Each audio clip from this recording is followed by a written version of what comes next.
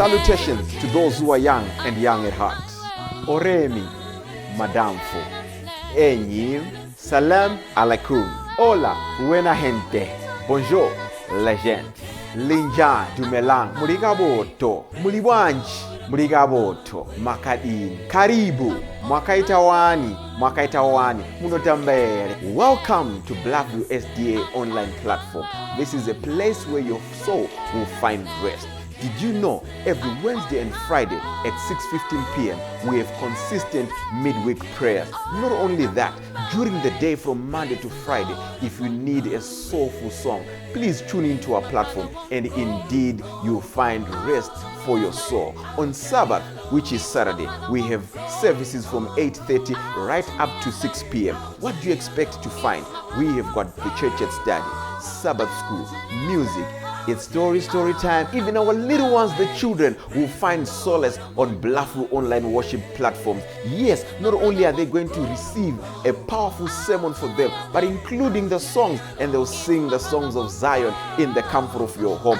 Yes, you are waiting for the power hour as we receive the beautiful words, the wonderful words that come from the word of God. In the afternoon, we have got powerful discussions, not only for the young, but even for the old, as we prepare this journey on this planet Earth before the sundown. Yes, there is a sermon that will usher you into the new week as you listen to God speak to you. What are you waiting for? Tell your friends about it. Don't forget to join us on YouTube and Facebook. Like our page and subscribe to our YouTube channel. God bless you as we meet on Blackview online worship platform. Nobody can stop me. Don't you wanna go? I'm going there. Nobody can stop me.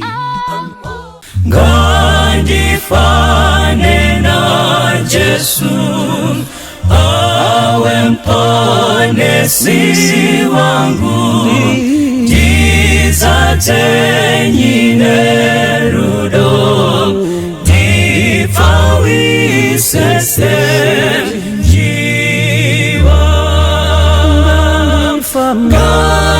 Ngandifame sa Jesu murwendo rweri pasi tiri murombo mweya karaine nimpongesi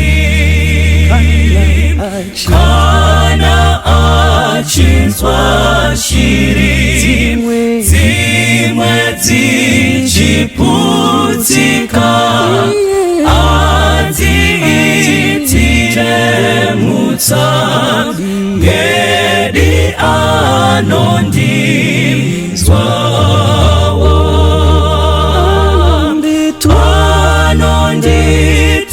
anonditungamira nekundiregerera ngandiitwe munsene karaine nimponesi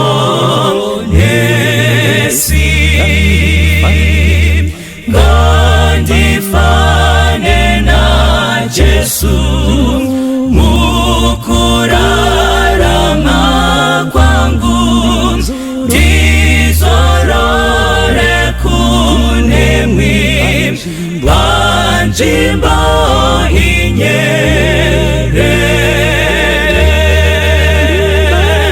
dibarwe pachaini nerudo rake Jesu ngangiwe nerutendo karaine nimponesi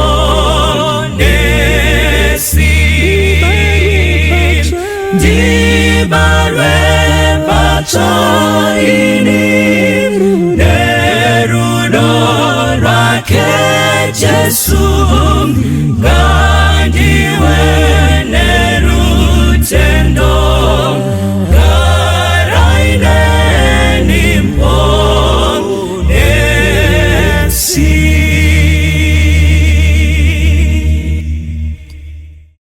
Hi Hi guys, my name is Modesta. I'll be your host for today's program, and I pray and hope that this program will be a blessing to you and you will learn something and you will be better than what you were before you listened to what we're going to be discussing today. So on today's program, basically we're going to be asking the hard questions, basically that relate to our life as youths, right after high school and you're going to varsity, where you have to make those big decisions. Probably I could say big for yourself, because now you have to decide for yourself what to do, what not to do, where to go, where not to go, who to hang out with and who not to hang out with.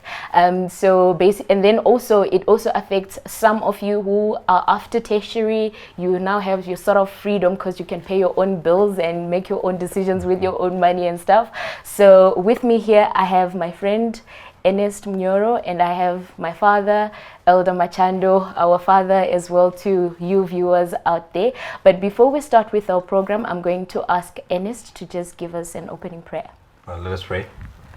Our dear Heavenly Father, I'd like to thank you for this opportunity that you've given us to be able to discuss issues that relate to youth. May you please guide us to be able to apply everything that we're going to learn into our lives. In the name of Jesus Christ that we pray. Amen. Amen. Thank you, Ernest. I'm just going to give our panelists just a chance to greet all the viewers at home.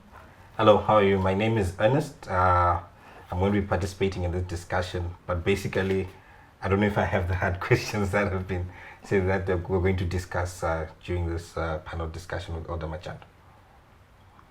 Ndoda kutenda Mwari ndini Machando ndadaidzwa nevava vechisalad maita nhama dzinotaura chirungu ndinavo panapa. Thank you, Elder Machando. Okay, so the two of us, we are based here in Joburg, and yeah, this is our father. Yeah, as he has said, I don't know who was saying that he doesn't have relatives who speak English. Apparently, he does. Okay, so we're going to start. I'm going to start with Ernest. What question do you have for Elder Machando today? The hardest on your list. I'm going to run away from this aspect of saying the hardest. But I just wanted to talk to you, Elder Machando, on the issues that we face as youth. I studied at Wits University, but I did my primary school and high school in Zimbabwe. But the issues that we really face as youth is how do we handle this concept of the cultural change and the cultural shock that we face when we enter into a new environment. Necessarily it might not apply to South Africa only, but to other tertiary institutions that are outside. But even also within our own country, when we move into a different environment, we really face a different cultural shock when we get into a new environment, because universities basically are a new environment. How do we handle that? Because we do face challenges of the aspect of dressing has changed, the mannerisms that are used in such a place. How do we exactly fit in? Because necessarily what we know might not necessarily be what is applied in that environment or what works in that environment to excel. Vafana rega ndikutaurire kudai. Ukatora chaka, unomuziva chaka handiti? Handivaipfeka nhembe. Yes. Unogona kumubvunza here zvekuti unoda trouser kana kuti short. Good. Izviri panapa ndeyekuti izvo. Dambudziko riripo nderekuti vapfana chekutanga, you are quick to blame. Isusu vana chaka takakura tichipfeka nhembe. We were not worried nenyaya yematrousers because taiziva kuti hatisi kuenda ikoko. So by the end of the day, munhu ari kunopinda muenvironment haexpecte chaka kuti achinje ndiye anochinja. So imimi pamuri kubva kwamuri kubva, dambudziko ririko nderekuti you think kuti isusu vabereki tinofanirwa kukugadzirirai kuti munosvika kwamuri kuenda as a global village. But isusu, we are not tourists with you. Asi chinondishamisa ndechekuti vanhu venyu youth yese inobva munyika mainogara yonosvika mune dzimwe nyika yonyura, koteera rimwe bhachi ronyura, koteera rimwe bhachi ronyura, rotendeuka roti vabereki vedu they did not prepare us for this. But by the end of the day, arifanirwa kuprepare ndiani akasinga pool nearuda kubhukucha. Okay, yeah, I understand what you're saying, but I'd like to ask in the sense that when we get there, right, we basically change sometimes the way we dress. This applies to boys and girls and stuff like that. And then when we post issues like on Facebook, they're like, no, Ernest is lost. But in that area, it's not something that's totally different from what's. It's not an issue that's unacceptable.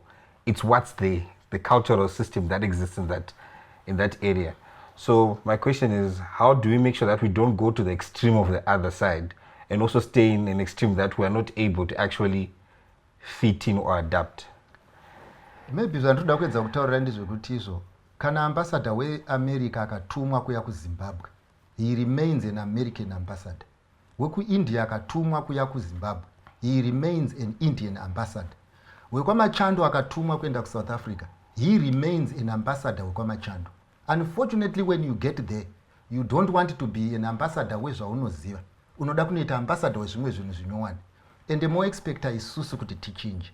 Basically, what I am saying to you guys ndeyekuti isusu we expect you kuti sezvo muri vanhu vati fundei kudarika isusu, sezvo muri vanhu vari exposed kudarika isusu, sezvo muri vanhu vari technologically advanced kudarika isusu, you were supposed to lead in knowing what is good in this thing and what is bad. But unfortunately, zviri kutotishamisa ndezvekuti muri kuovatekwa nezvinhu zvamunoziva kudarika isu tisingazvizivi. So issue yandiri kuedza kutaura panapa ndeyekuti izvo, everyone needs to be himself. You need to be yourself, she needs to be herself. Why? Pamusana pekuti you have something to offer and she has something to offer. Say imimi muri kuteera vamwe, musina vari kukuteerai. Why is it it's only you who are changing and the world is not changing? Marasta aroramba achingoita chirasta. Vana Bob Marley vakangofa vari vana Bob Marley. But imimi ndima akazopedzera mamona musoro kuda kufanana navo. Why is it that we want to be like others and not to be ourselves? So issue iri panapa ndeyekuti izvo, young people, what you need to do is to take inventory of self. Kuti muone kuti izvo, are you comfortable with who you are? Are you comfortable to be what you believe? Are you comfortable to stand for what you believe? Or you are not comfortable, or in fact hauna chaunacho mauri, you lack the contents, and everyone can fill in whatever substance yanoda because it's an open vacuum. Okay, seriously guys, it's getting hot as we have just started this program. So Elder Machando, indine mvunzo kwamuri. There might be someone ari kunzoko, maybe akatopedza matric, apedza form 6, they are preparing to go into this world where they have to meet new people and a whole lot of stuff. So my question to you right now is, what is it that this person has, how are they supposed to prepare themselves? Do they have to come up maybe with a checklist to say, I'm going in this environment, this is what I need to check as I'm going to make sure that when I get there, I have it right? Or do they have to paste, you know, like notes on the wall, like before I leave the house and go and meet these people in this world, these are my principles, this is what I should do? Can we do something like that? And just to add on that, she highlighted an issue of principle. My question was more leaning on the side of style, not basically on, because are we saying that there's nothing that we can adopt that's good in terms of the way things are done? Because we have an influx of people, for example, we come from Zimbabwe, then we go to a certain area and think that our way of doing things are better, our way of worshipping. Is there a thing that we need to also highlight in that aspect also as youth? Alright, inini chinhu chekutanga chandoda kuti muzive vapana ndechekuti izvo ukanzi yati bhuguje, hauasese capacity yevanhu vari kubhukuja navo. Unoasesa yako yekuti ndikapinda mvura ndobuda here. Kana uchinge wazviziva iwe kuti mvura handibude, ndo zvinodecide approach to life. Unfortunately, vane vanhu vanoda kumira pazvinhu zvavasingagoni. Unonyatsozviziva kuti inini ndikangoiswa murumu mune vasikana handimire. But vasikana ndo mafriends ako. Handisi kuti tamboti vasikana vakaipereso. No. I am saying, but munhu wese unozviziva. Umwe munhu unogona kuzviziva kuti inini ndiri panapa ndikangopuwa phone ndatonyura. Umwe munhu ari panapa anotoziva kuti inini ndikangopuwa mabundles ekunzi ndiende pa net ndatonyura. Asi dambudziko riripo, people are in denial. Yekuti unyatsoziva kuti chinhu ichi ndikachigamuchidzwa handichigone. Zvakafanana nyangwe kuenda kuchikoro out. It's good for some, but it's not good for some. Asi umwe nomwe anongotarisa homwe yababa ake nekuti vanhu vese vari outside, iye anoda kuenda outside. And the first thing chaanongonosvika achienda outside kuita sei? Kunyura. Saka inini I say zvakanyanyisa kunaka ndezvekuti take inventory of self. Okay. Ndinozvigona here kana kuti handizvoita sei? Handizozvigoni. And honestly speaking, hapana chinhu chakaipa nekudzidza zvakanaka kubva kune vamwe. Asi ndikakubvunza iye zvinezvi kuti zvakanaka zvamakadzidza ndezvipi, togona kuzvishaya. Chinhu chatongoziva madzidza idza makushtambanje, magay, lesbian, wagerwa one side, ndo zvatinongoziva. Handisi kuti kugerwa one side kwakaipa. Ndinoda kuti madzidziro acho amuri kungoita manje, muri kudzidza zvakasiyana nezvatinotarisira kuti mudzidzi. Okay, so basically what we are taking from what you have discussed with us right now is that it is very important to take inventory of oneself, know what you're capable of, know what is your weakness, and know what is your strength, and basically try to avoid your weaknesses. Yes. But can it ever be, like, can one ever get to a point where I say I can 100% avoid my weaknesses? Iwe unogona kunge uchiba umodest. Vanhu vese vari kubayira. No. Iwe unogona kunge une maboyfriend 7. Vanhu vese vane maboyfriend 7 here. No. Saka kana umwe achiita 1 iwe uchingoita 7 zvinorevei? Something is Zvinoreva kuti 100% is achievable. It's only you who is aiming low. And by the end of the day totonyatsoziva kuti Jesu akafamba panyika pano and he lived a sinless life. And who then told people that they cannot live a sinless life? So by the end of the day, principle haiuye yega setsvina. Principle is something that is worked for. Okay. But chiri kunetsa ndechekuti vanhu vari kutoenda into the game with an excuse for losing. And when they start losing, they say everyone is losing. But unfortunately, is everyone losing? No. Saka by the end of the day, issue iripo ndeyekuti izvo. Kana kuti tichiassessa zvinhu, yes, hakuna, Bible rinoti izvo hakuna mutsvene, you get the point, because tinoitwa mutsvene nashe. But hazisi kureva kuti ticharamba tichirarama a sinful life. But unfortunately, imimi, munogona kuexcella in everything else, zvaunga usingagone. But in terms of principle, you are failing to excel. And chinozotirwadza ndechekuti izvo, muri kuda kumaka vamwe vanhu vese, kuti havazi right, baba ninge havazi right, president ninge havazi right, minister akati haazi right.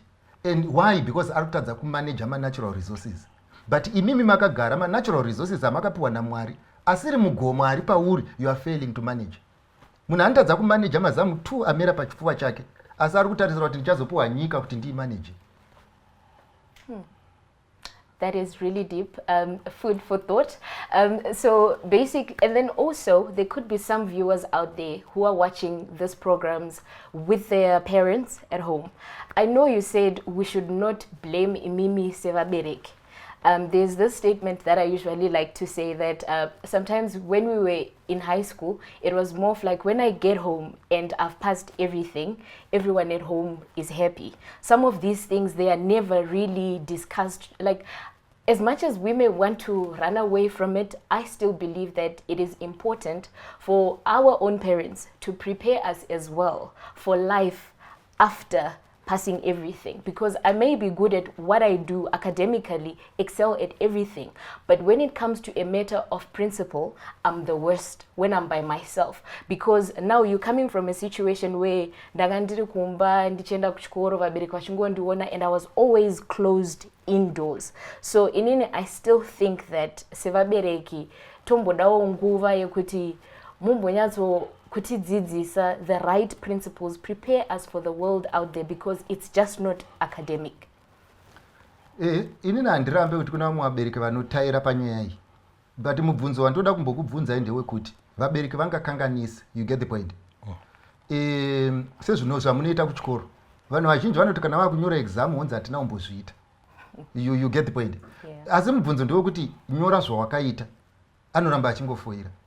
Problem yatinayo zhinji haizi yekuti muri kukundikana pane zvamusingazive. Muri kukundikana pane zvamunotoziva kudhara. I hope you get what I mean. Yeah. Handisi kuda kutaura nevabereki, ndiri kutaura nemi kuti 1 + 1 yatakaita waitadza, 3 + 2 yatakaita waitadza. Yes, ichitadzawo kaiye 10 times 11 times 14, but dzimwe dzatakaita gona. But unfortunately muri kuti here muri kubva kumba muri so empty zvekuti zvakutoda a foreigner to fill you up. Ernest. Yeah, no, it's food for thought. No, but okay, then I think this one we've dealt with it a little bit, but I also have a question also. From my experience, which I've seen, is that we get to school and then I start staying with my girlfriend. I'm not saying I'm doing it, but I'm just saying. No, you may be staying usarambe Ernest. Ngatitaure zvinhu zviripo atiri kuti munhu anoisa disclaimer muri kugara nevasikana venyu yandeperi. Okay, why is it that we're sustaining happy relationships and this cohabitation, cohabitating, and at the same time, when we look at your marriages, they look boring and nothing is coming out, you're always complaining. In church, the sermon is that this thing is not easy and stuff like that. But when we are cohabitating, things are going on well. Why is marriage so boring versus this system that you always disapprove? Inhema here kuti ukatorerwa pakaiswa bheseni reshuga ukanombora tudiki ukakanda mumuromo shuga yekuba inonaka. Ko ukarigadzirwa bheseni rese popuwa spunu namai zvonzi chichofu.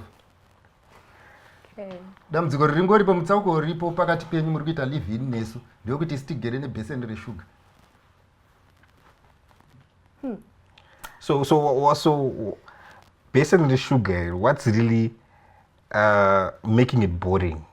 That's the other question. Imimi ndimuri kufunga kuti riri kuti bhowa. You do get what I mean? But issue iri panapa ndeyekuti point yanoda kubuditsa pachena ndeyekuti zvinhu zvekubira zviri exaggerated. Pamusana pekuti it is the mind iri defective iri kuprocessa that. Saka zviri kuitika ndezvekuti ukaona musikana 2 minutes unofunga denda swera naye. Ukaona ukarara nemusikana usiku humwe chete unoti dei taramba takadaro. Pamusana pekuti hapana responsibility. But marriage is about responsibility. It's not about kugarana pamakumbo. It's not about kuswera muchigeza. It's not about kuswera muri mumba muchiseka. Marriage is about responsibility. Responsibility kumunhu wauri kudanana naye. Responsibility kuproduct yamunayo mumba. Responsibility kune zvaunofanirwa kuita muupenyu. It's all about responsibility. When we say the marriage is successful, what we mean is it has produced that which it was supposed to produce. But imimi yenyu manje haina matargets. Kungopinda murara mobuda, mopinda murara mobuda. Imbondiudza a target iripo for people who are living together as a young woman and as a young man. Maakugarisana iwo na modi. Ndudze kuti kana muchigarisana imimi, what responsibilities do you have? Okay, I understand what you're saying. Ndijenge. Imimi muri kugarisana iwewe na modi, muri kugarisana muri two. What responsibilities do you have? I could say basically there's really not much responsibility, or like I'm not even accountable to him for anything probably most of the times, because we are not married in a sense. I don't know, probably that's what makes it seem enticing. Ende zvekuti iwo ukati handisi kuda kubika anongosekerera achienda kunotenga pizza. Okay. Ukati inini handifariri kuwacha anongosekerera achienda hembe dzake kudry clean. Asi kana kwakumba manje kune mari iri kushota ungasekerere munhu achiti handisi kuda kubika iwo nenzara. Okay, but I understand what you're saying, Mr. Machando, but my basis is this: even if I'm not cohabitating, I'm dating Modesta. We are laughing, we're enjoying everything. Why is that we cannot carry some of those things into a marriage? Because it looks like people are depressed. Because everyone in a taxi, in a train, everyone is saying this thing is not a joke. It's burdensome. So my question is, what's the difference between these two institutions, courtship and marriage? Can't some of the things that are in courtship be carried also into the marriage, or we just have to negate each other, or we don't care anymore about each other? Mapana, isusu patakadanana, isusu tinobelieve that courtship inoenderera mberi in marriage. The way we are living some darawa inini zvauri kundiona ndakachena musoro nechemberi yangu. Ndo madanirano nataiita. You do you get the point? Hatina kutombodanana tichienda kupizza. Hatina kutomboda taiti tikaenda kunature walk ndo patinenge tatobaya. You get what I mean? So by the end of the day, our courtship yakaramba ichienderera mberi sezvayakanga iri. There is no need for us to modernize it, because as soon as we modernize it, we cease to live. So are you still buying? Did you buy flowers for her when you were courting? No, we're not buying flowers, and even now pamunonzi musi wa 14 Valentine. Anyangwe ndikazauya nawo ashamisike. Ndikauya nawo anotoshamisika. You get the point, because those things never used to happen. Asi chiri kunetsa manje ndechekuti handisi kuti vanhu vasaendese maruva. Chiri kunetsa ndechekuti iwe uri kundijaja nekuenda nemaruva.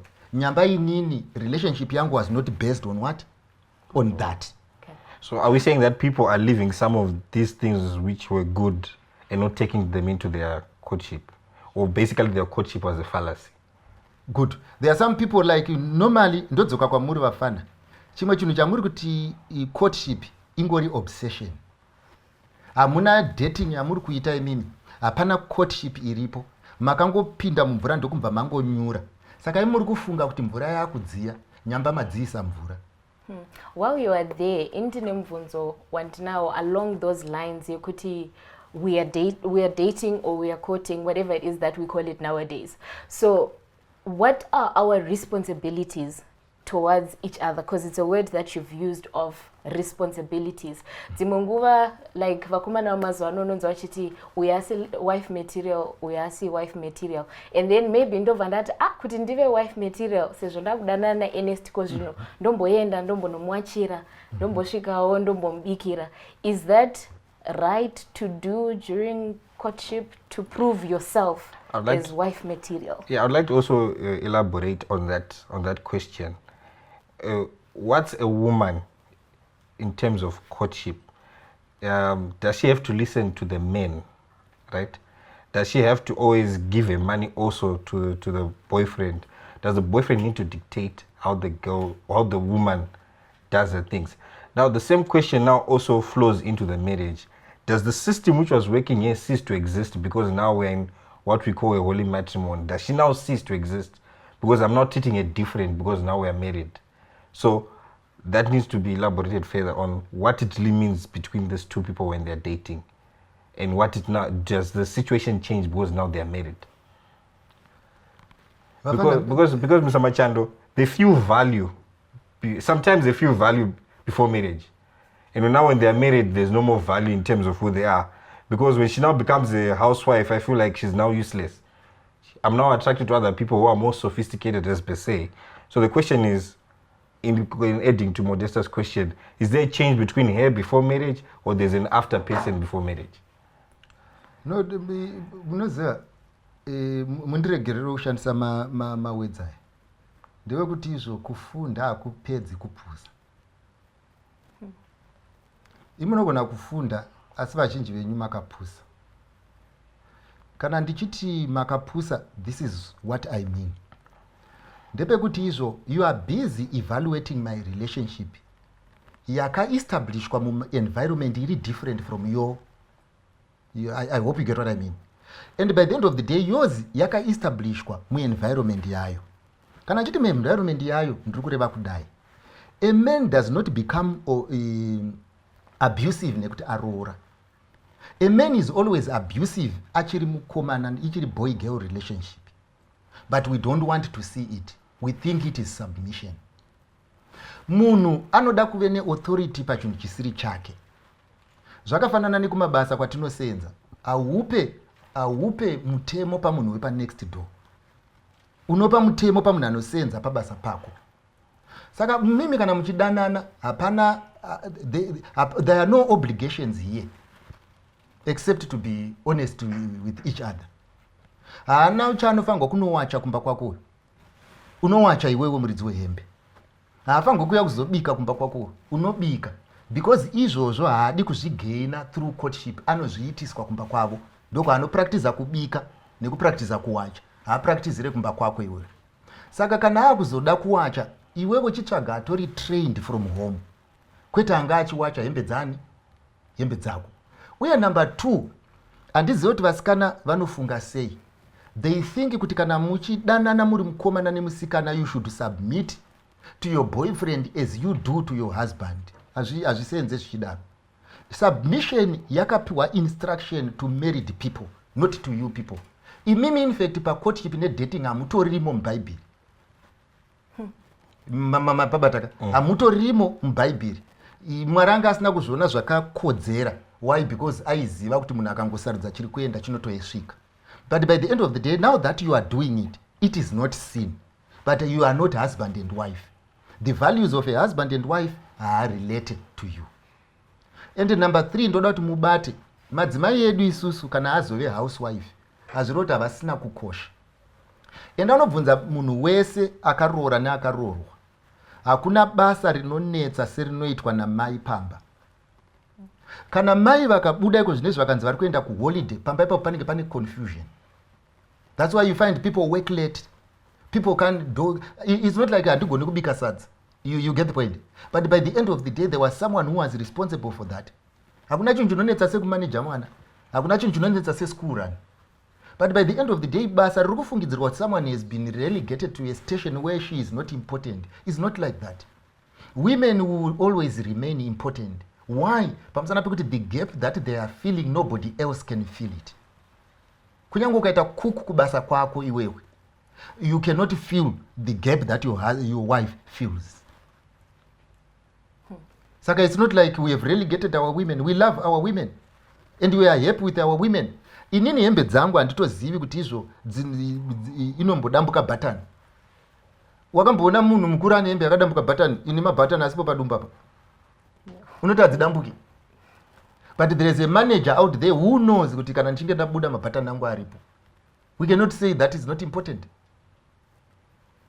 Saka tachikumbira kuti mutibatsire on that panyaya yecourtship.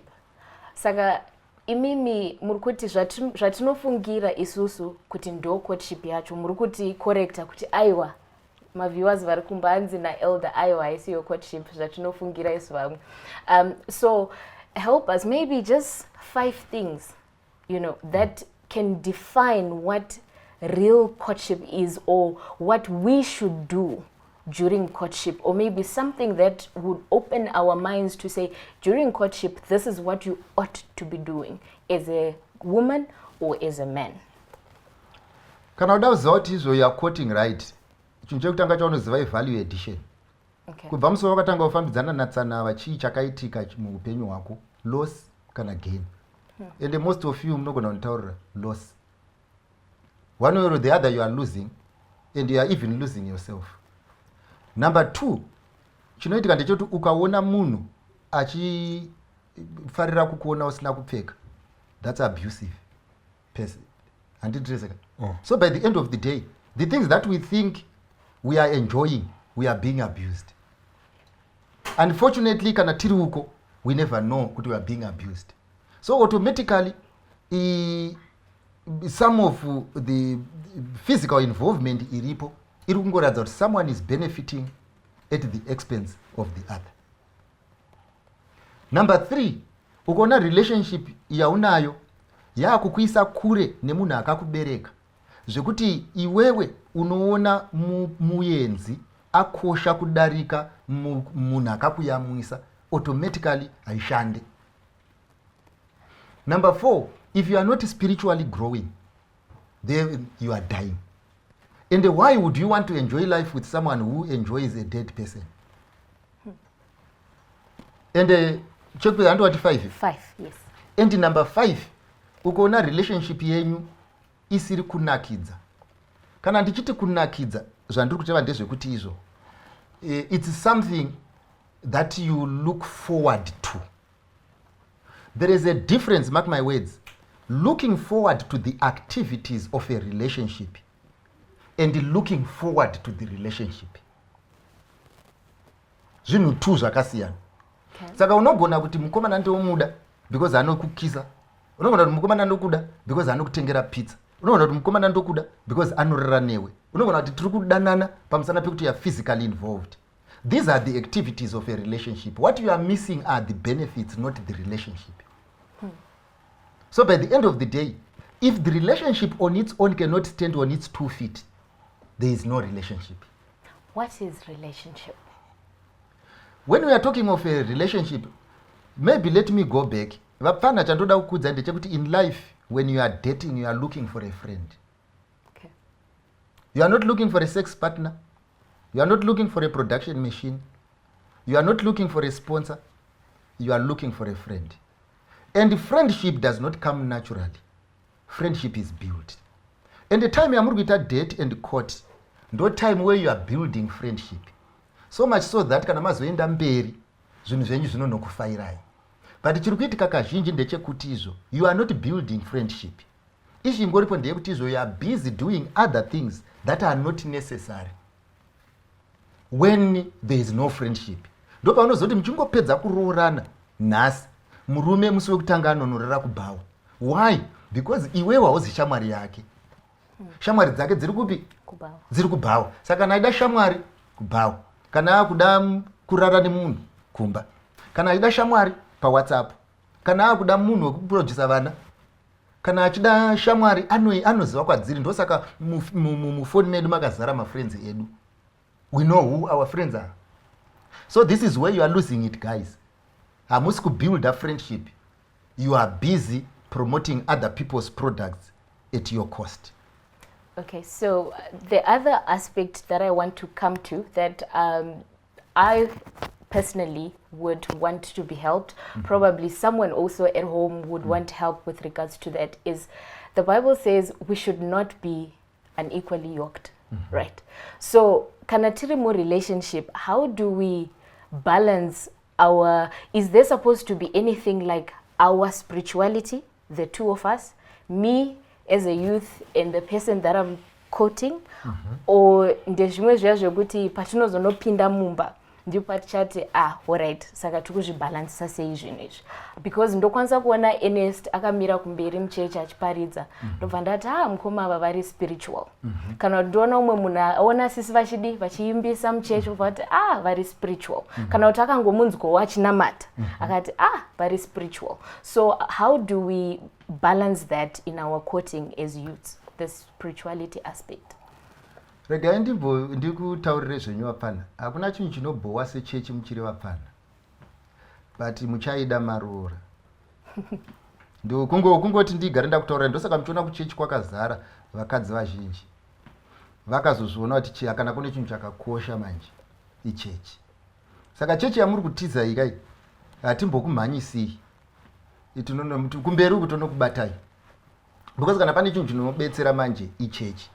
Asi chichanetsa ichazongoya sebandage nekuti haizorapi ronda riri mukati. So ndoda kukuudzai kuti kana mukasavhura maziso the spiritual content iri mumunhu whilst you are still dating, it will come to pass. Ndiri kutaura time ye-courting. Ende kana yapfuura manje ndopa uchazoona kuti munhu haaite. Anonzi munhu. And by the end of the day, vanhu vazhinji vamunoona vari kuchema, vamuri kuevaluata imimi pama-statistics enyu, vanhu vakaignore zvinhu zvakanga zviripo. So inini what I would say is, ndiri kudzokorora. Anonamata zvakasimba, roho rwoona anonamata zvakasimba. Vehafu-hafu, roho rwaiwo nevehafu-hafu. Hapana chakamboipa mumwe akati ndakaneta umwe musi handisi kuenda kuchechi, hapana anombomubvunza. Mumwe nomumwe anongoenda maendero ari kuita. I hope you get what I mean. Matsotsi, zvakanaka kuti mutsvagana nevamwe venyu, muroorana nematsotsi. Asi haikona kutora tsotsi revanhu oda kunoriita mukristu. Haikona kutora pfambi yevanhu oda kunoiita mukristu. Because harisi basa remarriage rekumeka sure kuti rachinja product yawauya nayo. Saka imimi chatinoti unequal yoking ndechekuti muri kubira vamwe vanhu vakadzi vavo nevasikana vavo. Tinomwe akazomborwara akafa tichikura. Musi waakachata pakaita dambudziko rekuti vamwe vakanga vari vakuru vechechi vakaudzwa nevamwe kubasa zvikanzi izvo munhu wekuchechi kwenyu aroora mukadzi wedu. Ende zvakabva zvasvika kubasa. Zvasvika munzeve dzemurume. Akabva angopinda mudepression. Kubva ipapo takatomuviga. Why? Because vanhu vanga vachiti aroora mukadzi wani? Waroora mukadzi wedu. Haana chakaipa chaanga aita kunze kwekubira vanhu mukadzi wani?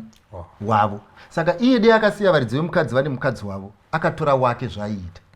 But imimi chinondishamisa ndechekuti izvo, why do you want to adjust to fit into a man or to fit into a woman when your right size is there? Okay. Yeah, that's fine. I also have another question in terms of gender roles and the issue of self-actualization in terms of the woman and the men. Majority of the women that we have widows in our church. But they surrendered what they wanted to be to suit a certain cultural, I don't know if it's cultural or biblical belief that a man has to be the head of the house. He's the one who's self-improving all the time, even in our relationships. Is that the way we should go? Or actually women should also strive to achieve higher standards in life? They can actually be CEOs, be leaders in society.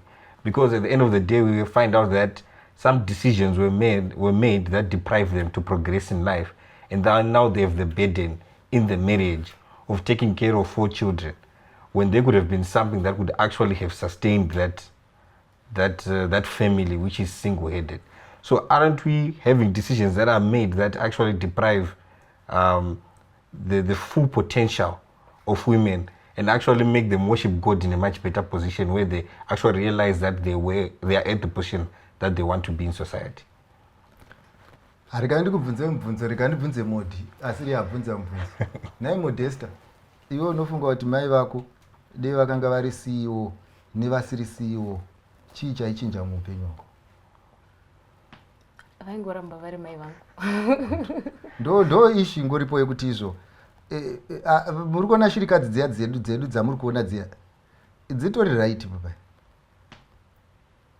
Kana pana vanhu vari bho iyi ndo vai problem iripo ndeyekuti things that are worrying you are not the things that are supposed to be worrying you. I hope you get what I mean. Ishu iri panapa ndeyekuti izvo imimi vapana, why don't you deal with issues that have something to do with you? Mosiya chemberi.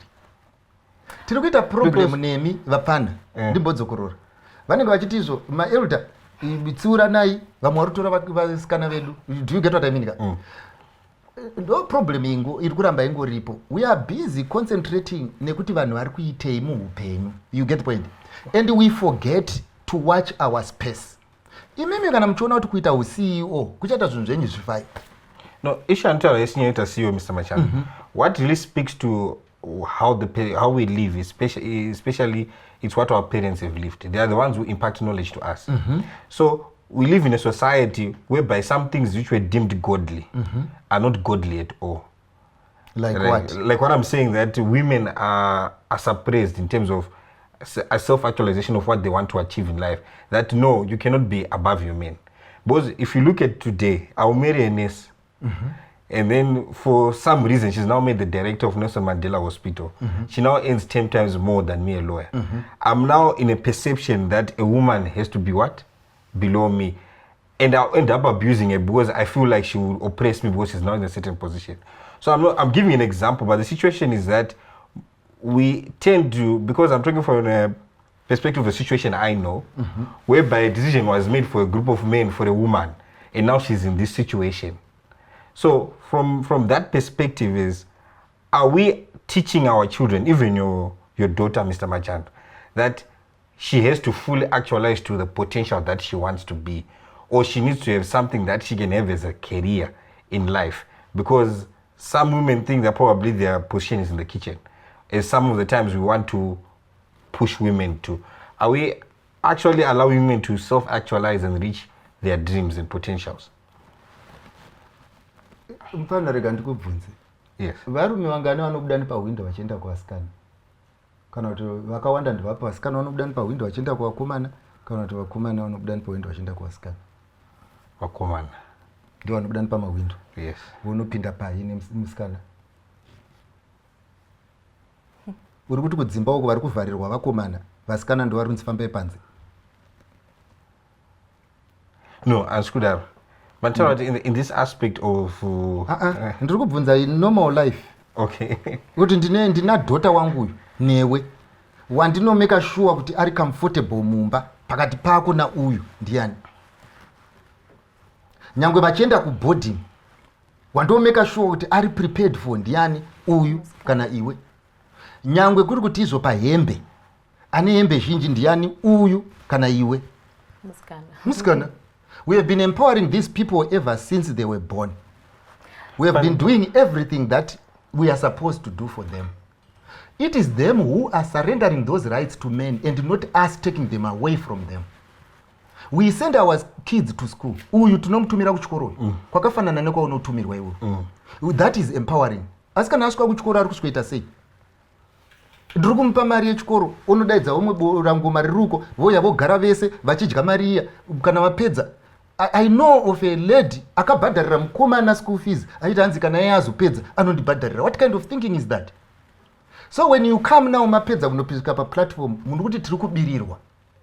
But tell me, imimi what you need to accuse us of ndepekuti have we denied our children the opportunities that we have given the boys in the home?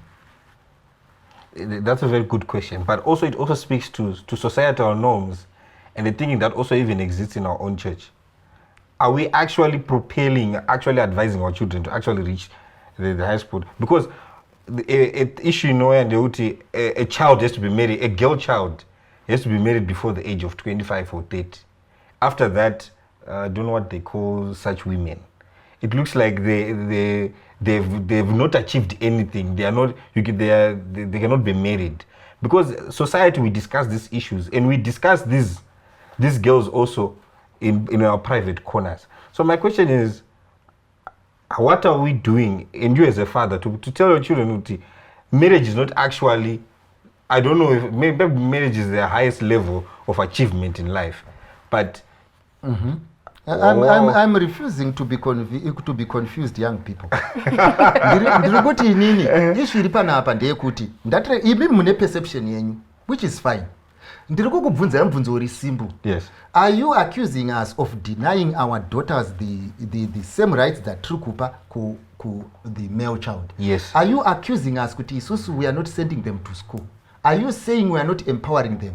Are we saying we are locking them indoors? Don't mvunzo wangu. Yes, to a certain I think extent, and how society has been actually conditioned to place women in a certain category, in a certain system. Let me try to just come in as well, since I'm the girl, and this is the life that we live. Because now, when you are in varsity or after varsity, you're staying alone. This is where all these things start being a problem and an issue to us. Like dzimwe zvingata sekuti maybe taenda off topic pane zvatukutaura, but this is actually the reality that is out there. Zvekuti you dating someone and this is our life. We're trying to build a future, right? And you une a certain level of education that you would have attained. But manje, maybe I don't know, Kuti, is it that our other party, the males, have a problem, or are they intimidated with then a woman continuing to grow? Because I cannot really apawapa ndokuregera ndota sevabereki ina hangu ameno vamwewo vasikana vari kumba kuti do we blame you in that regard? I don't know, but it's like it's a reality that we live. Zvekuti unonzwa mukomana kana kuti anokwanisa kuti ndokumbura kubvunza kuti iwe kana wazograduate wamumba wava CEO uchazokwanisa kundirespecta here? Like this is like real questions that we are asked out there. The question is, mumba macho, is it all about respecting this person? Ndo pamunozoona kuti sometimes, I don't know, maybe niwo pfungwa dzangu dzedza kutorasika, because I then pull back and say kuti afare or kuti tifare.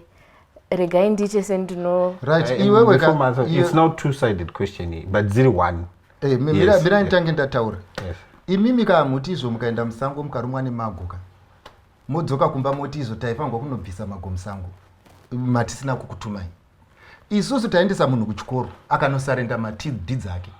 Taendesa munhu kuchikoro akanodzwa nemukomana kuti iwe ukafunda handikude. You get what I mean? Where do we come in here? What problem iri kuitika ndo yandoramba nchidzoka. Musade kutsvairira marara mudzimba dzatatatsvaira. Issue iri pandende kuti isusu as parents we have empowered all our children. We have done the best for our girl child. Why? Pamusana pekuti izvo munhu anongoprotectwa naturally mumba. Ini ndikapinda mumba, I want to know kuti my girl child is home. Mwana wangu akataura kuti handei kumastoro ndoenda naye. Do you get the point? Why? Because she is my girl child. Asi mukomana akada kubuda achienda kumastoro ndiye. I protect my girl child. Nokuti ndinongofunga kuti ari vulnerable. So ndo issue iri kunetsa kuti izvo, it is not the society ndodzokorora. It is not the parent ndodzokorora. It is our mindset. The society has tried to empower us. Kuchikoro vasikana vazhinji vari kutopasa. Endai kucollege munoita statistics. Vakawanda variko kucollege kuvarukadzi kudarika varume. Ende vanhu vazhinji vari kuexcella vakadzi kudarika varume. Indoziva pedu apa. Endai munogoogla izvozvi pedu paZimbabwe. Izvi iri panapa ndekuti isusu tine vasikana vakawanda kucollege.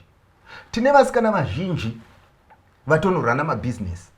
Vanhu vari empowered, but it's a question of choices dzinoitwa nemunhu muupenyu hwake. Some people want to settle for less. They settle for less. Vamwe, they believe when they get married it's an achievement. They get married. But it is not us takati varoorwe. Vamwe vacho taitovaudza kuti munhu wamuri kuroorwa naye achakukanda mumadhaka, vakati chikururudu. Vamwe vacho tikatovaudza kuti izvo muti wauri uda kukuzumura uyu uchangowirwa nematamba hamuna zvinobudamo, akati ndozozvionera ipapo. So by the end of the day, the issues dzamuri kuti blame for vanangu ndo ma-issues atiramba tichiita noise nawo kuti stand up and be counted. Okay. You have got value. You need to make sure you are known to be who you are. Okay, so how do you characterize a man who tries to pull down a woman and try to dictate the pace in everything in the home? Murume akadaro ndo patiri kutaura kuti pamuri kudanana muri uko zvaanokuita mucourtship ndo zvaachakuita kupi kumba. Akapota achikubvunza kuti foni yangu yarira katuse usina kudaira, iwe uri kungoita basa rekutsanangura, ndo zvaachangonoita kuri kumba. Kana akakuudza kuti izvo ini ndoda kupfugamirwa, ndo zvaachangonoita kuri kumba. Asi problem iripo ndeyekuti marelationship enyu mazhinji ane servant to master relationship. Saka isusu patinokupai advice, you think we are outdated. And now you want to blame us for our failure. It is because our marriages were failing. That is the reason why yours are failing. But it is not like so. Issue iri panapa ndekuti izvo each and every relationship is on its own merit. All right. Let me conclude in saying, vapfana, inini ndinofarira kutaura tichingotaurirana. Ende ndinofarira kunzwa pfungwa dzenyu nezvese zvirimo. Pane chinhu hwani chandafarira, nhamo yamunayo ndo nhamo yatinonayo sinemi.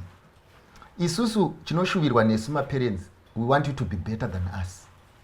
We want you to think better than us. We want you to get to places kudarika isu. We want you to achieve more than isusu. We want you to be liberated. And we want you not to lose your individuality even when you get married. This is all we are making noise about.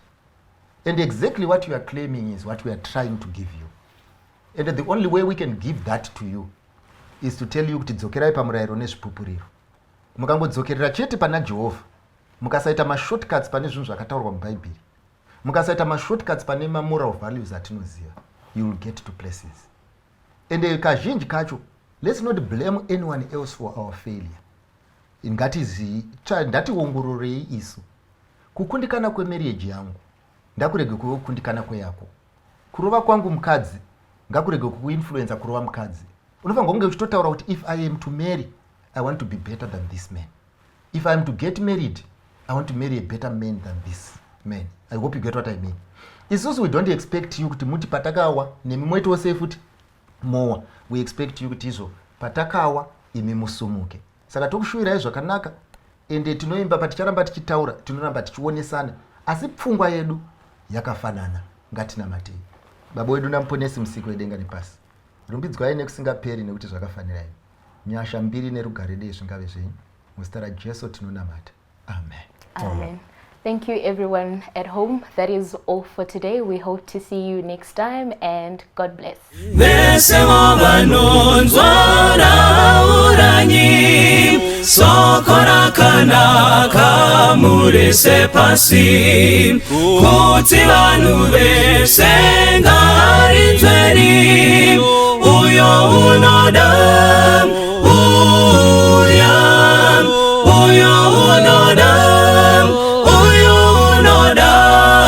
tumasoko pagomonemikana baba wadikanwa ari kudaidza uyo unoda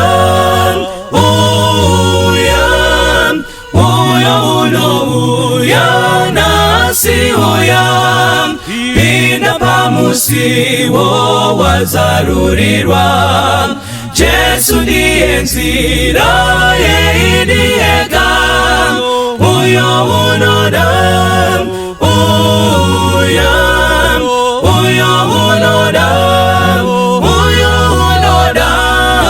tumasoko pagomonemikana baba wadikanwa ari kudaidza uyo unoda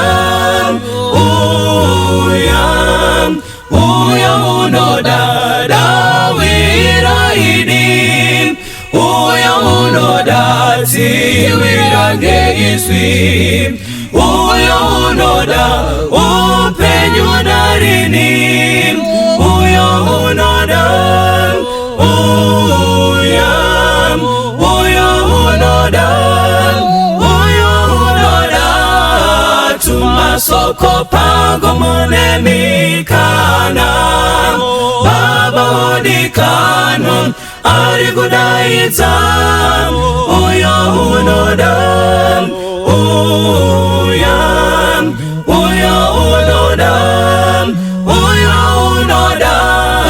tumasoko pango munemikana baba odikanwa ari kudaidza uyo unoda baba odikanwa ari kudaidza uyo unoda